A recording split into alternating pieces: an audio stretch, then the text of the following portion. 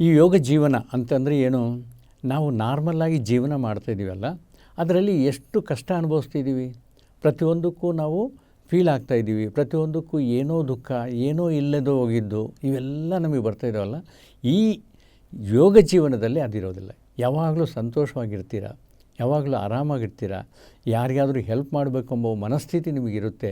So ಅದಕ್ಕಾಗಿ ಈ ಯೋಗ ಜೀವನ ಅಂದರೆ ಏನು, ಹೇಗಿರಬೇಕು ಎಂಬುದು ಸ್ವಲ್ಪ ನನಗೆ ತಿಳಿದಷ್ಟು ತಮಗೆ ತಿಳಿಸ್ಕೊಡ್ತೀನಿ. ತಾವು ಕೇಳ್ಕೊಳ್ಳಿ. ನಮ್ಮ ಜೀವನ ಎಂಬುದು ಈಗ ಒಂದು ರೈಲಿದೆ. ಎಷ್ಟು ಕಂಬಿ ಮೇಲೆ ನಡೆಯುತ್ತೆ? ಒಂದು ಕಂಬಿ ಮೇಲೆ ನಡೆಯೋಕ್ಕಾಗತ್ತಾ? ಆಗಲ್ಲ. ಅದೇ ಜೀವನ ನಾವು ನಡೆಸ್ತಾಯಿದ್ದೀವಿ ಒಂದು ಕಂಬಿ ಮೇಲೆ. ಏನು? ಪ್ರಾಪಂಚಿಕ ಜೀವನ. ಆದರೆ ಯಾವಾಗ ನೀವು ಆಧ್ಯಾತ್ಮಿಕ ಜೀವನವನ್ನು ನೀವು ಜಸ್ಟ್ ಅದರಲ್ಲಿ ತೊಡಗಿಸ್ಕೊತೀರೋ, ಇನ್ನು ನಿಮ್ಮ ಜೀವನ ಎಲ್ಲ ಸುಖ ಸಂತೋಷನೇ. ಎರಡು ಕಂಬಿ ಮೇಲೆ ಹೇಗೆ ಟ್ರೈನ್ ಆರಾಮಾಗಿ ಹೋಗುತ್ತೋ, ನೀವು ಪ್ರಾಪಂಚಿಕ ಜೀವನ ಆಧ್ಯಾತ್ಮಿಕ ಜೀವನ ಎರಡನ್ನೂ ಕಲಿಸಿಕೊಂಡು ನೀವು ಜೀವನ ಮಾಡಿದರೆ ಸಂತೋಷವಾಗಿರ್ತೀರ, ಆರೋಗ್ಯವಂತವಾಗಿರ್ತೀರ. ಧ್ಯಾನ ಎಂಬುದು ಒಂದು ಪಾತ್ರ. ಯೋಗ ಎಂಬುದು ಇದೆ. ಯೋಗ ಎದಕ್ಕಿದೆ? ನಮ್ಮ ಶರೀರಕ್ಕಾಗಿದೆ. ಆದರೆ ಒಳಗೆ ನಮಗೆ ಆತ್ಮ ಇದೆ. ಯಾರು? ಶಿವ. ಅವನಿದ್ರೇ ನಾವು ಶಿವವಾಗಿರ್ತೀವಿ, ಇಲ್ಲ ಅಂತಂದರೆ ಶವ. ಸೊ ಬಸವಣ್ಣ ಹೇಳಿದ್ದೇನು? ನಾವು ಯಾವಾಗ ಜೀವಂತವಾಗಿರ್ತೀವಿ ಅಂತಂದರೆ ನಮ್ಮಲ್ಲಿ ಶಿವ ಇದ್ದಾನೆ. ಆ ಶಿವ, ಆ ಜೀವ ಹೋದ ಮೇಲೆ ನಾವು ಶವ. ಸೊ ನಾವು ಆ ಶಿವನನ್ನು ಯಾವ ರೀತಿ ನೋಡ್ಕೋಬೇಕು? ಆ ಶಿವಗೆ ಏನು ಆಹಾರ? ನಮ್ಮ ಶರೀರಕ್ಕೇನೋ ನಾವು ಫಿಸಿಕಲ್ ಫುಡ್ ತೊಗೊಳ್ತಾಯಿದ್ದೀವಿ, ಪ್ರಾಣಾಯಾಮ ಮಾಡ್ತೀವಿ, ವಾಕಿಂಗ್ ಮಾಡ್ತೀವಿ, ಆಸನಗಳು ಮಾಡ್ತೀವಿ, ಇವೆಲ್ಲ ಮಾಡ್ತೀವಲ್ಲ, ಇದೆಲ್ಲ ಕೇವಲ ನಮ್ಮ ಶರೀರದಕ್ಕೋಸ್ಕರ. ಆದರೆ ಒಳಗಿರೋ ಶಿವನಿಗೆ ಆಹಾರ ಏನಪ್ಪ ಅಂತಂದರೆ ಧ್ಯಾನ, ಮೆಡಿಟೇಷನ್. ಮತ್ತು ಆ ಧ್ಯಾನ ಸುಲಭವಾಗಿದ್ದರೆ ಎಲ್ಲರೂ ಮಾಡೋದಕ್ಕೆ ಅನುಕೂಲ ಆಗುತ್ತಲ್ಲ. ಎಷ್ಟೋ ಧ್ಯಾನಗಳಿದ್ದಾವೆ, ನಮಗೆ ಗೊತ್ತಿಲ್ಲದ್ದು ಇನ್ನೂ ಭಾಳ ಇದ್ದಾವೆ. ಆದರೆ ನಾವು ಯಾವುದನ್ನು ಸೆಲೆಕ್ಟ್ ಮಾಡ್ತೀವಿ? ಸುಲಭವಾಗಿರೋದನ್ನು, ಹೆಚ್ಚಿಗೆ ನಮಗೆ ಶಕ್ತಿ ಕೊಡೋದನ್ನು. ಅದು ಹೌದಾ ಇಲ್ವಾ? ಸೊ ನಾನು ಹೇಳೋದು ಕೇಳಿ, ಇದು ಸುಲಭವಾದರೆ ನೀವು ಈ ಧ್ಯಾನವನ್ನು ಮಾಡ್ತಾ ಹೋಗಿ ಸುಖವಾಗಿ, ಸಂತೋಷವಾಗಿ, ಆರೋಗ್ಯವಾಗಿ ಇರಲಿಕ್ಕೆ ನಿಮಗೆ ಅನುಕೂಲ ಆಗುತ್ತೆ. ಓಕೆ. ಮತ್ತು ಈ ಧ್ಯಾನ ನೀವು ಹೇಳಿದ ಪ್ರಕಾರ, ನಾನು ಹೇಳೋ ಪ್ರಕಾರ ಏನು ಸಿಗುತ್ತೆ ನಮಗೆ? ಒತ್ತಡ ಇರೋದಿಲ್ಲ, ಟೆನ್ಷನ್ ಇರೋದಿಲ್ಲ. ಇವತ್ತು ಅವೇ ಅಲ್ವಾ ಇರೋದು? ಅಂಬಾನಿ ಹಿಡ್ಕೊಂಡು ಬೆಗ್ಗರ ತನಕ ಅವೇ ಇರೋದು. ಅವು ಎರಡೂ ಹೋದರೆ ಏನು ಉಳಿಯುತ್ತೆ? ಪ್ರಶಾಂತತೆ, ಪೀಸ್ ಆಫ್ ಮೈಂಡ್ ಉಳಿಯುತ್ತೆ. ಆ ಪೀಸ್ ಆಫ್ ಮೈಂಡ್ ಇದ್ದರೆ ಏನಾಗುತ್ತೆ? ನಿಮಗೆ ಸಂಪೂರ್ಣ ಆರೋಗ್ಯ ಸಿಗುತ್ತೆ. ಸಂಪೂರ್ಣ ಆರೋಗ್ಯ ನಿಮ್ಮಲ್ಲಿದೆ ಅಂತಂದರೆ ಇನ್ನು ನಿಮಗೆನ್ನ ಸಂತೋಷವಾಗಿರೋನು ಯಾರು? ಎಲ್ಲ ಸಂತೋಷ, ಆನಂದ ಇದರಲ್ಲಿಂದನೇ ಸಿಗುತ್ತೆ. ಮತ್ತು ಇಂಥ ಧ್ಯಾನವನ್ನು ನಾವು ಯಾವ ರೀತಿ ಮಾಡ್ಕೋಬೇಕು? ಪ್ರೋಗ್ರಾಮ್ ಥರ ಅಲ್ಲ, ನಾಳೆ ಮಾಡೋಣ, ನಾಡದ್ದು ಮಾಡೋಣ, ಟೈಮ್ ಇಟ್ಕೊಂಡು ಮಾಡೋಣ, ಅದಲ್ಲ. ಯಾರನ್ನು ಹೇಳ್ತಾರೆ ನಿಮಗೆ ಬೆಳಿಗ್ಗೆ ಎದ್ದೇಳೋದೆ ಸ್ನಾನ ಮಾಡಿ, ತಿಂಡಿ ತಿನ್ನಿ, ಆಫೀಸ್ಗೆ ಹೋಗಿ, ಇಲ್ಲ ಕಾಲೇಜ್ಗೆ ಹೋಗಿ ಅಂತ ಆಟೋಮೆಟಿಕ್ಕಾಗಿ ನಾವು ಮಾಡ್ತೀವಲ್ಲ, ಅದೇ ರೀತಿಯಲ್ಲಿ ಇದನ್ನು ಕೂಡ ನಾವು ಅದರಲ್ಲಿ ಸೇರಿಸ್ಕೋಬೇಕು.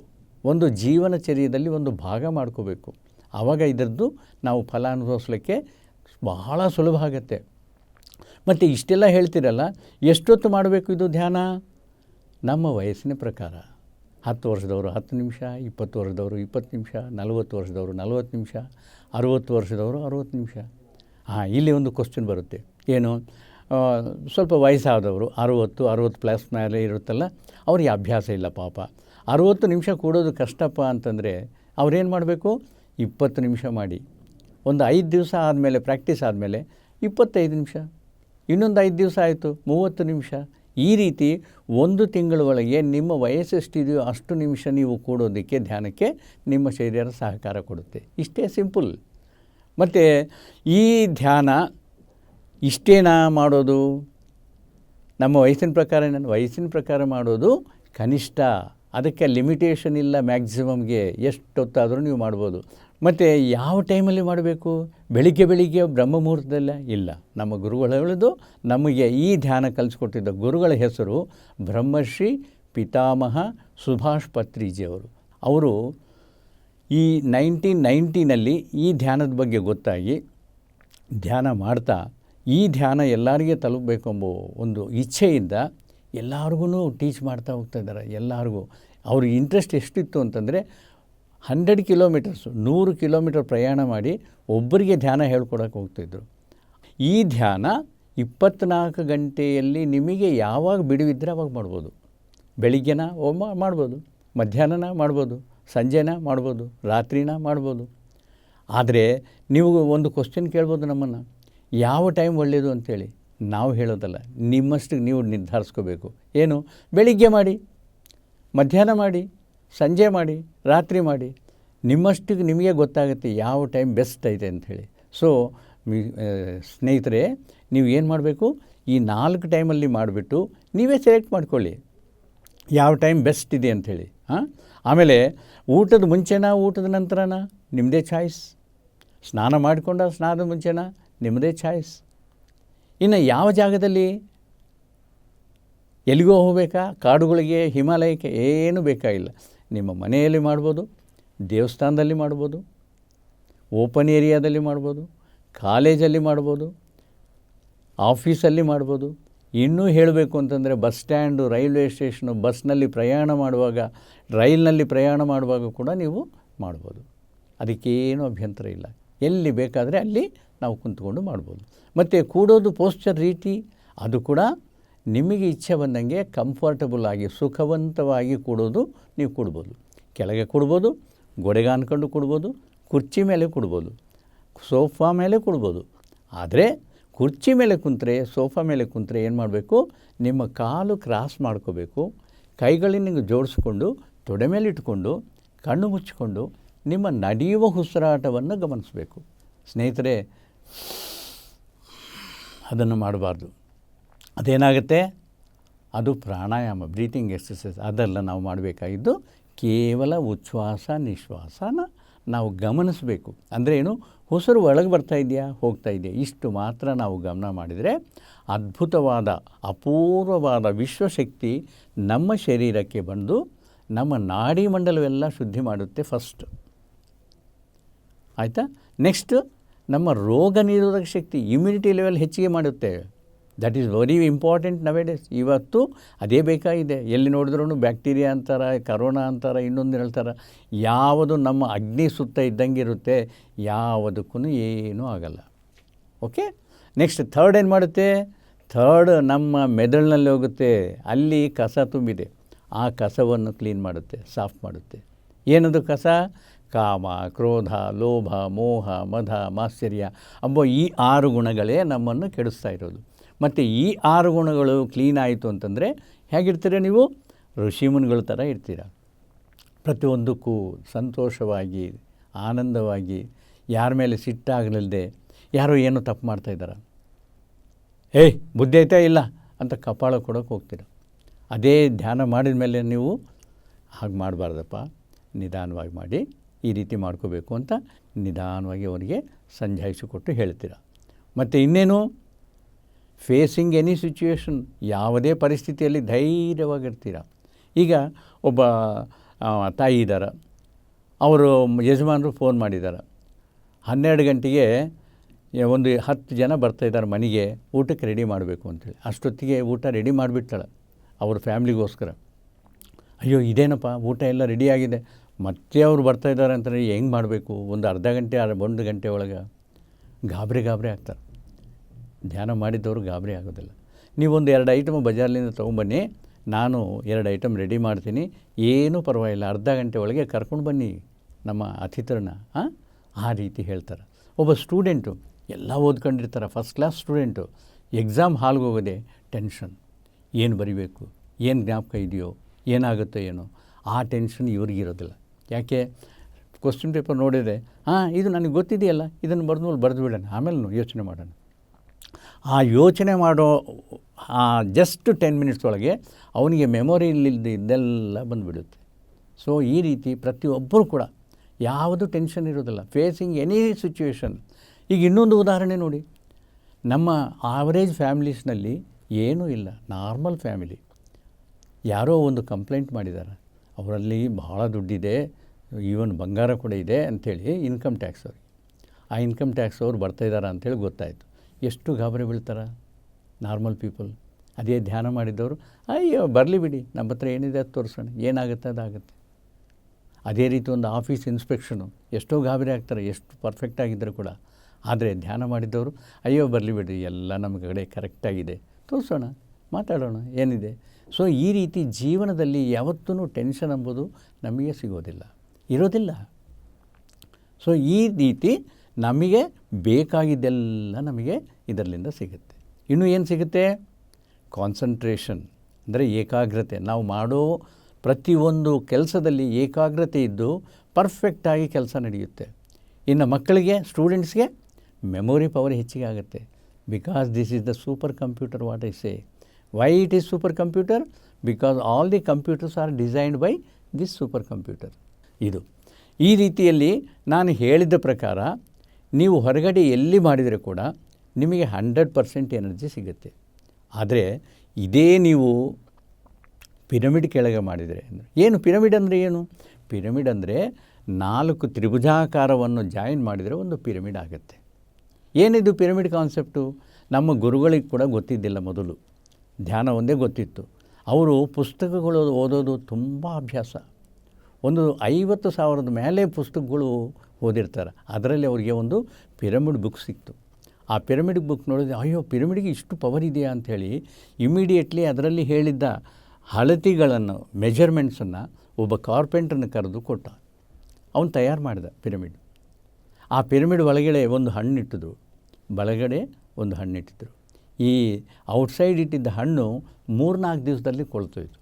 ಇದು ನೋಡಿದರೆ 30 ದಿವಸ 90 ದಿವಸ ಆದ್ರೂ ಫ್ರೆಶ್ ಐತೆ. ಸ್ವಲ್ಪ ಒಣಗ್ತಾಯಿತ್ತು, ಅದರಲ್ಲಿ ಕೆಟ್ಟೋಗಿಲ್ಲ. ಮತ್ತು ಇದೆಲ್ಲ ನೋಡಿದ ಮೇಲೆ ಇನ್ನೂ ಒಂದು ಎಕ್ಸಾಂಪಲ್ ಮಾಡಿದರು. ಯೂಸ್ ಮಾಡಿದ ರೇಸರ್ ಇಟ್ಟರು, ಮತ್ತೆ ಶಾರ್ಪನ್ ಆಯಿತು. ಅಯ್ಯೋ ಇಷ್ಟು ಪ್ರಭಾವ ಆಯಿತಾ ಅಂಥೇಳಿ ತಗಲಾಕಿ ಒಂದು ಪಿರಮಿಡು ಅದರ ಕೆಳಗೆ ಕುಂತ್ಕೊಂಡು ಧ್ಯಾನ ಮಾಡಿದರು. ಅಯ್ಯೋ 3 ಟೈಮ್ಸ್ ಹೆಚ್ಚಿಗೆ ಧ್ಯಾನ ಎನರ್ಜಿ ಬಂದಿದ್ದು ಫೀಲ್ ಆದರು. ಆವಾಗಲಿಂದ yes, this is most required for our meditators. ನಮ್ಮ ಧ್ಯಾನಿಗಳಿಗೆ ಇದು ಬಹಳ ಉಪಯೋಗ ಆಗುತ್ತೆ ಅಂಥೇಳಿ ಕ್ಯಾಪ್ ಪಿರಮಿಡ್ಸು, ರೂಮಲ್ಲಿ ತಗಲಾಕು ಪಿರಮಿಡ್ಸ್ ಕಟ್ಸ್ಬಿಟ್ಟು ಪಿರಮಿಡ್ ಕೆಳಗೆ ಕುಂತ್ಕೊಂಡು ಧ್ಯಾನ ಮಾಡೋದು ಕಲಿಸಿದರು. ಅದಾದಮೇಲೆ ಎಲ್ಲರೂ ಫೀಲ್ ಆಗ್ತಾಯಿದ್ದಾರೆ, ಅಯ್ಯೋ 3 ಪಟ್ಟು ಜಾಸ್ತಿ ಎನರ್ಜಿ ಇದರಲ್ಲಿ ಸಿಗ್ತೈತೆ, ನಾವು ಪಿರಮಿಡ್ ಮಾಡೋಣ ಅಂಥೇಳಿ. ಇನ್ನು ಅವರು ಡಿಫ್ರೆಂಟ್ ಮೆಟೀರಿಯಲ್ನಿಂದನೂ ಮಾಡಿದರು. ಪೇಪರ್ಲಿಂದ, ಕಾರ್ಡ್ಬೋರ್ಡ್ಲಿಂದ, ಪ್ಲಾಸ್ಟಿಕ್ಲಿಂದ, ಕಾಪರ್ಲಿಂದ, ಕಾಂಕ್ರೀಟ್ಲಿಂದ ಎಲ್ಲ ಯಾವುದೇ ಮಾಡಲಿ ಆ ಆ್ಯಂಗಲು, ಆ ಪರ್ಟಿಕ್ಯುಲರ್ ಮೆಷರ್ಮೆಂಟ್ ಇತ್ತು ಅಂತಂದರೆ ಅಲ್ಲಿ ಎನರ್ಜಿ ಫ್ಲೋ ಆಗ್ತಾಯಿದೆ. ಅದು ಹೇಗೆ ಆಗ್ತಾಯಿದೆ ಅಂಥೇಳಿ ನಿಮಗೆ ಕ್ವಶನ್ ಇರ್ಬೋದು ಕೆಲವರಿಗೆ. ಒಂದು ಉದಾಹರಣೆ ಹೇಳ್ತೀನಿ. ಈಗ ಸೂರ್ಯನ ಮುಂದೆ ಒಂದು ಪೇಪರ್ ಇಟ್ಟಿದ್ದೀವಿ, ಏನಾದರೂ ಪ್ರಭಾವ ಆಗುತ್ತಾ? ಇಲ್ಲ. ಅದೇ ಒಂದು ಮಧ್ಯದಲ್ಲಿ ಭೂತ್ ಕನ್ನಡಿ ಇಟ್ಟರೆ ಇದು ಪೇಪರ್ ಸುಡಿಯುತ್ತೆ. ಯಾಕೆ? ಆ ಸೂರ್ಯ ಕಿರಣಗಳೆಲ್ಲ ಒಂದು ಮಾಡಿ ಈ ಪೇಪರ್ ಮೇಲೆ ಪ್ರಭಾವ ತೋರಿಸ್ತಾ ಇದೆ. ಅದಕ್ಕಾಗಿ ಈ ಪೇಪರ್ ಸುಡಿತಾ ಇದೆ. ಅದೇ ರೀತಿಯಲ್ಲಿ ಈ ಪರ್ಟಿಕ್ಯುಲರ್ ಗೋಲ್ಡನ್ ಆ್ಯಂಗಲ್ ಅಂದರೆ 51 ಡಿಗ್ರೀಸ್ 52 ಮಿನಿಟ್ಸ್ 10 ಸೆಕೆಂಡ್ಸ್ ಎಂಬೋ ಈ ಆ್ಯಂಗಲ್ನಲ್ಲಿ ಇದು ವಿಶ್ವಶಕ್ತಿನೇ ಅಪಾರವಾಗಿ ತಗೊಂಡು ಕೆಳಗಿರೋರಿಗೆ ಪಾಸ್ ಮಾಡುತ್ತೆ. ಸ್ನೇಹಿತರೆ, ಇದು ದೇವಸ್ಥಾನ ಅಲ್ಲ, ಪ್ರೇಯರ್ ಹಾಲ್ ಅಲ್ಲ. ಕೇವಲ ವಿಶ್ವದಲ್ಲಿರುವ ಶಕ್ತಿಯನ್ನು ಎಳ್ಕೊಂಡು ಕೆಳಗೆ ಕುಂತ ನಮ್ಮ ಧ್ಯಾನಿಗಳಿಗೆ, ಇಲ್ಲ ಯಾರೇ ಇರಲಿ, ಅವರಿಗೆ ಪಾಸ್ ಮಾಡುತ್ತೆ. ಇನ್ನೊಂದು ಸ್ನೇಹಿತರೆ, ನಾವು ತಲೆ ಮೇಲೆ ಇಟ್ಕೊಂಬೋ ಟೋಪಿ ಹಾಕ್ಕೋಬೋದು ಪಿರಮಿಡ್, ಅದರಲ್ಲೂ ಪ್ರಭಾವ ಇದೆ.